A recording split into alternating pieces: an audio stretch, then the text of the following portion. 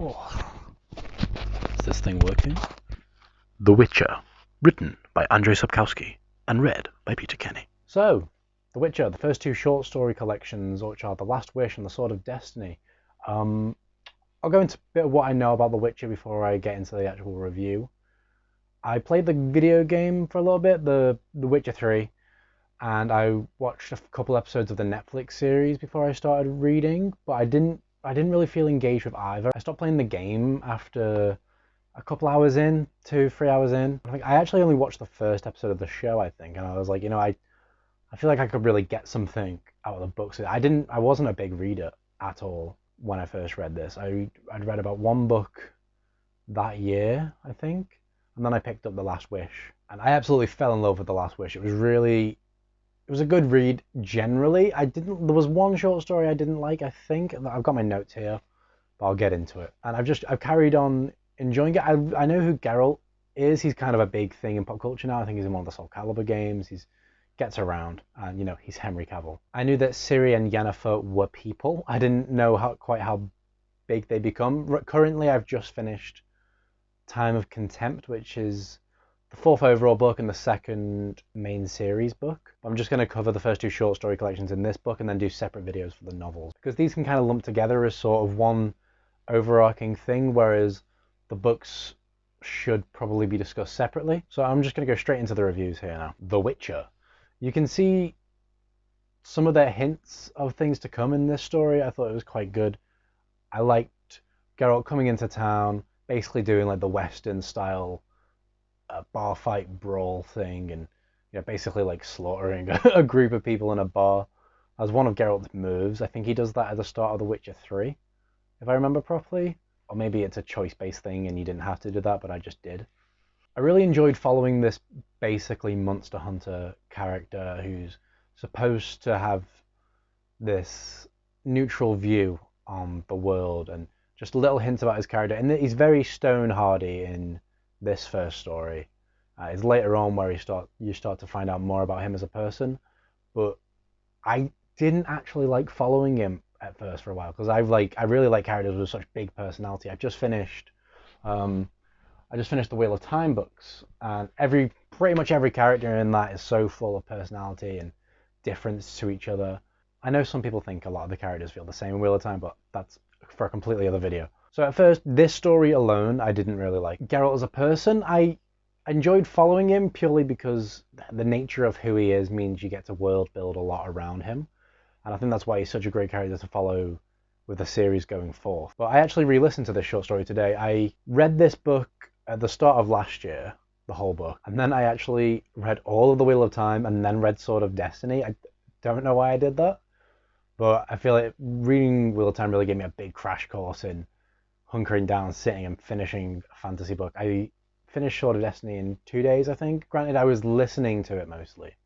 I read a little bit of ebook, but generally it was listening. And Peter Kenny does an incredible performance of the audiobook. Every character sounds different. If you haven't listened to those, big recommend, especially now that people are going to be commuting a lot more again. But I enjoyed all the characters. Foltest was fun.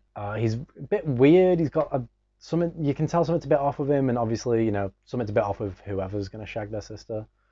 So you can kind of see it, and then a lot of the different characters you meet are really interesting, and the way they all interact with one another, and it all culminating in that fight with the Striga, who eventually Geralt does lift the curse and she becomes the princess. A very good self-contained story. Something I liked about that is that if I didn't like that story, I'd at least feel satisfied enough to be like, I get that, and I can just put this book down now. But I liked it enough to carry on. So carrying on. A Grain of Truth was probably my favorite story generally in the whole thing, which is strange because it's mainly a conversation talk piece, and that's not really my jig. Again, I think Peter Kenny does a really good rendition of it. I actually only listened to that recently because I read the book without listening to the audio first time through. But I like every character in it. I like Nivellen, I like his layers. I like how he kind of seems a little misunderstood when we first meet him, but then as it goes on you find out he's a bit of a shit person, but then you find out he's a bit of a shit person because he was raised by shit people, so you think, like, does he deserve a second chance? And then as it culminates, I think the moral of the story is good. I like how it's a pretty shameless pastiche on the Beauty and the Beast, which is really interesting. And I'm glad Nivellen doesn't die at the end, because I think that might have ruined it for me, because I think he was kind of shit, but he had a lot of layers to the point where I think this person deserved a bit more. And I know, unfortunately, that he doesn't come back, but I think he should, which is a shame for me. I know that Sapkowski might be writing another Witcher story at the moment, so if he's writing like a 700-page book about Nivellen, that would be pretty good for me. The Lesser Evil. This is probably one of the more famous specific short stories, and I knew that when I was reading it, and it said that Geralt was going to a town called Blaviken, and my alarm bells went off in my head, because the bit I did play of The Witcher 3, everywhere Geralt went, it was like, hey, you're the Butcher of Blaviken, that man who went into Blaviken and butchered all those people, aren't you the Butcher of Blaviken? Remember that time you butchered Blaviken, the Butcher of Blaviken? So I knew something butchery was going to happen in Blaviken. And this is a really interesting, it sort of does feel like a back and forth RPG video game quest. It kind of reminds me of a quest in the game Fallout New Vegas, One for My Baby, I think. It's been a long time since I've also played that, so maybe I'm not quite getting that right, but you have to go back and forth and find different information for people and make a decision at the end. And I don't know if Geralt did make the right decision. This is where I really started to like Geralt as a person, because he comes across more genuine and caring in this story, especially when he's talking to Stregobor, someone who he's met before but doesn't entirely trust, and then there's Renfri, who is Snow White. Renfri's Snow White, all the way down to hanging out with 7 dwarfs, or 7 gnomes as they call it in this. And she's just this misunderstood princess who Stregobor says she's a monster, but she's not. I don't think she was. I know it's a big debate, but I just don't feel like she was. She just went off and fended for herself for a little while and has had a bit of a shit life. I don't know if I said it at the start, but this is full spoilers, by the way. I mean, they're all short stories, and I'm only like a few in, but, you know. But I really enjoyed Geralt's conversations with everyone, and how it all culminates in him butchering some people in Blaviken. You can see how that would very easily become misunderstood for the people who are watching him. And you just know, like, in his heart, he wants to just tell them, like, everything that's happened. But, you know, he's a Witcher. They won't really get his side of the story. They just think now Witchers are people who come into your town and kill people, and that's what's going to get spread around. That's why he's the Butcher of Blaviken, because people think, oh, the White Wolf, the white-haired Witcher, the Butcher of Blaviken, he's not a very nice person, but he's kind of lovely. He's a big teddy bear on the inside. You know, that's more later on. The roots of what I really like about Geralt as a person come in this story. Speaking of the roots of Geralt, we have the roots of another character now in A Question of Price, a story that I thought was extremely boring when I first read it. Again, it's a conversation piece, and not much happens, and Geralt's talking to who I call Queen Calanthe for most of it, and I was like, that's a weird name, and then I found out it was pronounced Calanthe, and I was like, that makes more sense. But every character in this story kind of has a weird name. There's Kraken Crate and Iced, and then Urchian, I think, is the name of Duny, his hedgehog name. So I think the names really put me off first time. I was listening to this podcast called Breakfast in Beauclair, which is a Witcher recap podcast before I made this video, which really helped me gather my thoughts for this. And I realized that I should go back to this story and think about it more, because it really is one of the most defining stories in the entire saga when you go back to it. And, you know, it's weird character names. The Law of Surprise is introduced, and there's just a lot sort of muddled into this. I got a bit confused and didn't really enjoy it. But going back, I could imagine how incredible the feeling of anticipation this would give me, knowing what's happening forth. But, you know, I did like all the characters despite not really getting a grip on who they actually were. Everyone's kind of fun, and there's a big action scene at the end, and, you know, true love prevails. And it was very interesting to read once I got a grasp of who everyone was and what was happening, which took too long, and by the time I figured it out, the story is pretty much done. But then maybe that's my fault for not rereading it. The Edge of the World.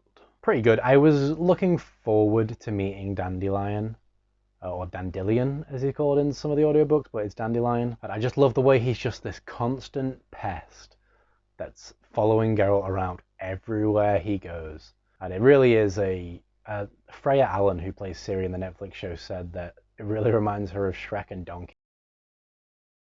I get that.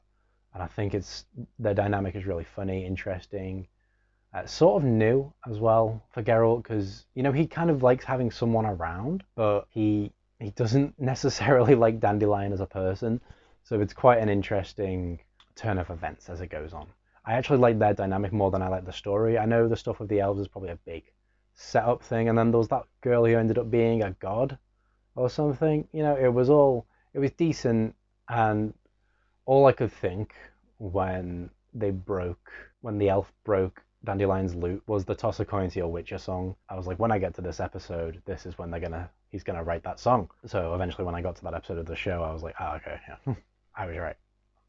But I'm sure this stuff that happens here will come in later books, because there's a lot of interesting race relations going on with the elves in the book at the moment, and due to some stuff I saw in Witcher 3, I know that things don't specifically open and close as much as I would probably like it to end up being. But I'm excited to see what's going to happen going forth. And, I can understand why the story was named after this specific short story. This one's quite interesting. I don't like Yennefer. I know a lot of people don't like her at first. My opinion is changing somewhat as I go on to further books, but I'll talk about that as I speak about the further book. But in this story, I didn't really get a grip with her, and she seems a bit greedy, and I know power hunger is big part of her character. I enjoy the aspect of them finding the genie, Dandelion basically getting disabled by said genie, and it leading on this big domino effect of him having to go to town, meeting Yennefer manipulating him to destroying the entire town, and then him eventually rescuing her. Everything was good. I enjoyed all the characters, even Círdan, the elf character who is only in it for a little bit, and he's kind of the one who's in love with Yennefer before Geralt meets her, and he's like, please stay away. But generally, I enjoyed this story a lot, and the ending was very fun. The overarching story, The Voice of Reason, was interesting. It's hard to keep a lapse on, because obviously you're going between every single short story back to this, and sometimes you might forget what's going on. But it's just more how The Witcher is perceived in this world, and it's quite interesting, I think, to follow the viewpoint and the conversations that happen with that. I really liked having Nenneke as sort of this mother figure to Geralt. We didn't really have anyone who's like that for Geralt, and it's just funny seeing him get told off, and his sort of relationship with Yola eventually culminates in the end of the story, and it was really good for framing, but that's very much what it is. It's just a framing story. It wasn't meant to be this big overarching story to really satisfy you, but it ties in all the short stories together quite nicely and makes it better. But I wouldn't have minded the short stories just being short stories, which is what the Sword of Destiny was like. Now on to Sword of Destiny. The Bands of Reason started off really strong. It finishes off strong. There's a bit of bump in the middle that I wasn't sure about, but I quite like the story as a whole. I love Free Jackdaws. Eventually the reveal of who he is as the dragon. Geralt and Yennefer's fiery relationship really coming back to the forefront.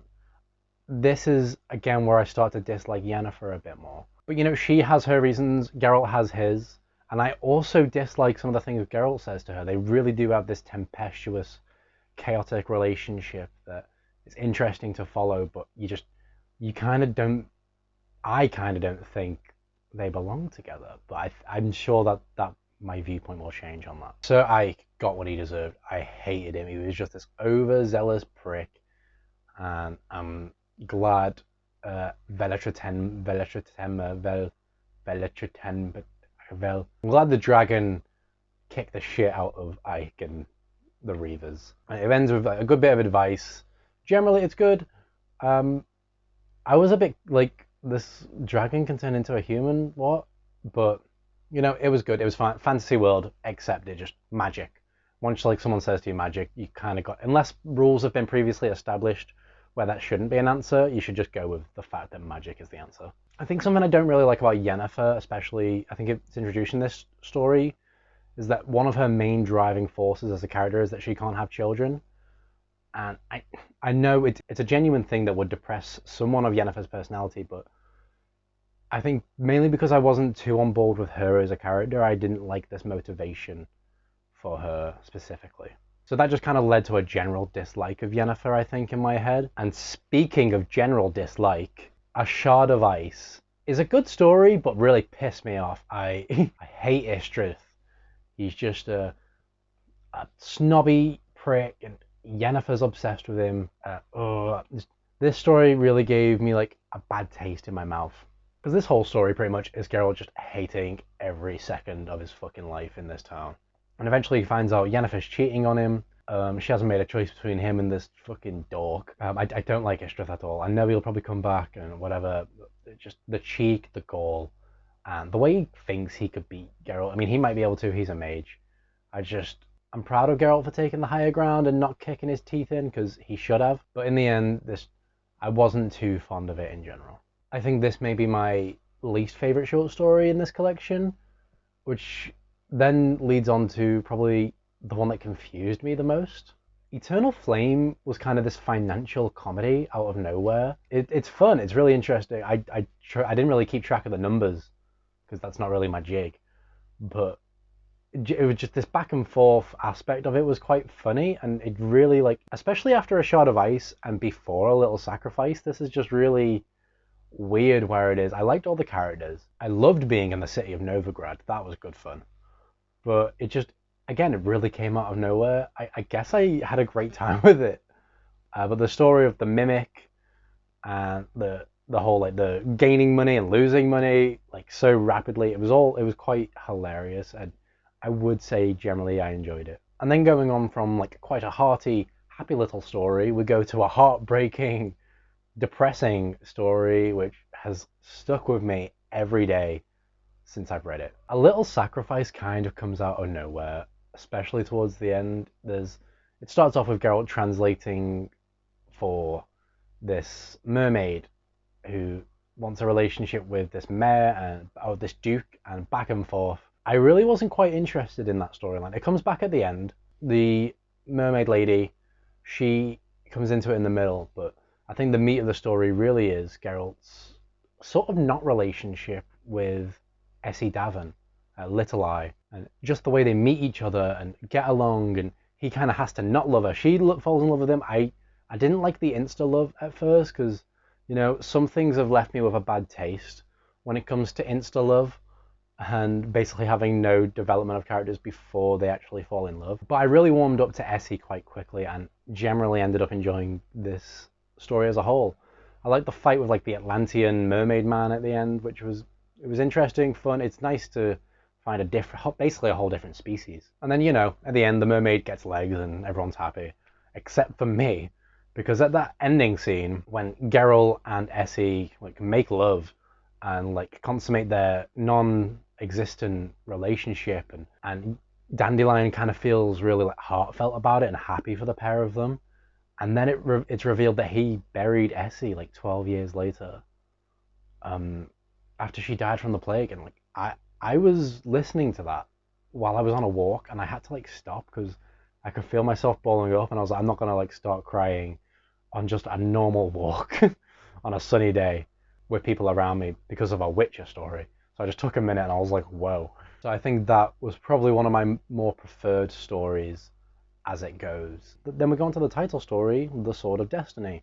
And in this story, we're sort of following this teeny tiny little angel sweet girl called Ciri, and I'm like, I know who you are. I'm not meant to at this point, but it didn't really take anything away from the story. I liked her meeting with the Dryads, and the way Geralt interacts with the Dryads specifically, and Ciri sort of having to choose between becoming a Dryad and not becoming a Witcher, but going with Geralt. And every back and forth, and Ciri's got such this innocent little demeanor about her, which makes you kind of feel worried for her, and it really leads to the way Geralt acts in later books. The aspects of her personality which make her who she is, really, they stick true very much. And generally, I really liked everything that happens in this story. It's a good conversation piece. Isn't really any action at all until the end, but I liked that, and that kind of just feels like action was put there for the sake of action.